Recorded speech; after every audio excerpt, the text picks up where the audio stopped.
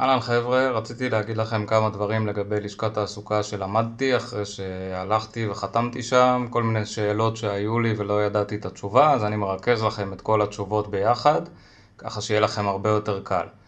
אז קודם כל, תקופת האבטלה זה משתנה בין כל אחד לאחד, לפי המצב המשפחתי, לפי כמות השנים שעבדתם, לפי הגיל, זה עדיף שתבדקו ישר שם. אז קודם כל ככה, יש שתי משמרות שאפשר להתייצב, אפשר להתייצב בין 8:30 ל-10:30 ובין 10:30 ל-1.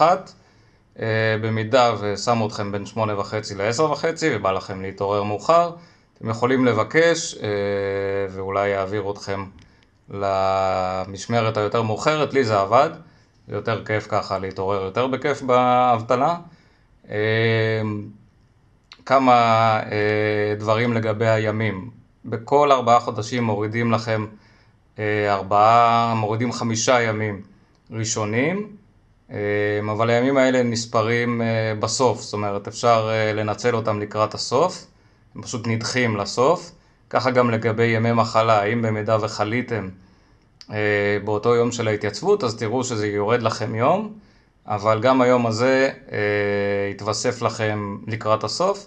כמובן שמי שימצא עבודה לפני שהוא יסיים יסיים את כל הימים, אז הוא לא ינצל את זה. במידה וכן החסרתם פגישה, אז מה שקורה זה שלא מורידים לכם שבוע, מורידים לכם שבועיים. מורידים לכם את השבוע שלפני ואת השבוע שאחרי, אז ככה שעדיף לא להחסיר אותה, זאת אומרת זה לא מורידים, זה גם נדחה לכם לסוף. ובמידה ויש איזושהי שביתה או חג או משהו כזה, אז זה כבר לא שבוע או שבועיים, זה 3.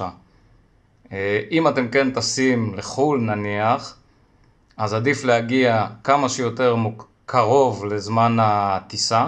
זאת אומרת, אם אתם טסים בשני, אפילו בצהריים, עדיף להגיע לשם בבוקר. אפשר ללחוץ במכשיר האוטומטי על כפתור להגיע למתאם השמה, גם אם זה לא היום שלכם, ואז אתם כאילו חותמים באותו יום. זה לא איזה נוהל רשמי, אבל אפשר לעשות את זה. ואז שאתם נוחתים, כמה שיותר מוקדם להגיע עוד פעם ללשכת תעסוקה, אותו דבר לחתום, ככה כל יום עד היום הרשמי שלכם, ואז חוזר להיות פעם בשבוע. זה שוב בשביל לא להחסיר את הימים האלה. תמיד טוב לשמור על יחסים טובים עם הפקידה, במידה וצריך. טוב, תחמיאו לה על איזה משהו שיש לה בקיוביקל שלה, זה לא רע. לגבי הימים, מי שעובד 5 ימים בשבוע, אז הימי אבטלה לא כוללים את שישי שבת ואת החגים. אני אצרף לינק עם טבלה של כל הימי העבודה שיש ב-2016. אני מניח שאם תשנו את הלינק ל-2017 בסוף, כרגע זה עדיין לא באוויר, אבל ברגע שהם יעלו את זה, אז תוכלו לראות גם ל-2017. אני יודע של-2015 זה עובד. אם אתם שואלים לגבי מיסים, אז מורידים מיסים, מורידים ביטוח בריאות ומס הכנסה מהסכום שאתם מקבלים.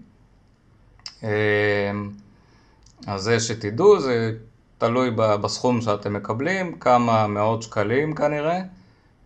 ואני אצרף לינק לאתר השירות האישי של ביטוח לאומי, הוא קצת קשה למצוא אותו, ושם באמת יש מפורסם, במכתבים מפורסם כמה קיבלתם, כמה ימים מתוך כמה ימים נשאר לכם. אני אראה לכם את זה גם בסרטון הזה, ויש שם כמה תשלומים קיבלתם, מתוך איזה משכורת זה מחושב, זה גם נחמד לראות. וזהו, פחות או יותר זה. אם יש שאלות אז אני אשמח לענות, אם תרשמו לי בהערות של הסרטון. והכי חשוב שתהנו בחופש, כי באיזשהו שלב הוא נגמר.